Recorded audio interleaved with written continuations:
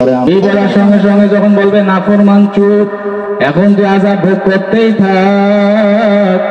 আমার মাওলা যখন বলবে এই নাফরমান চুপ, ওই মানুষের স্রোত থাকবে না।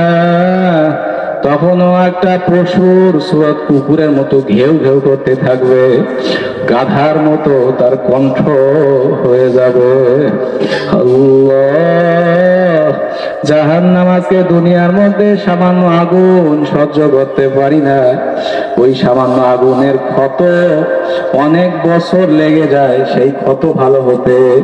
কিন্তু আল্লাহ রাব্বুল আলামিন বলছে, জাহান্নামের আগুন যদি শরীরের কোন জায়গায় লাগে, আরে ওই আগুন কলিজা পর্যন্ত পৌঁছা যাবে।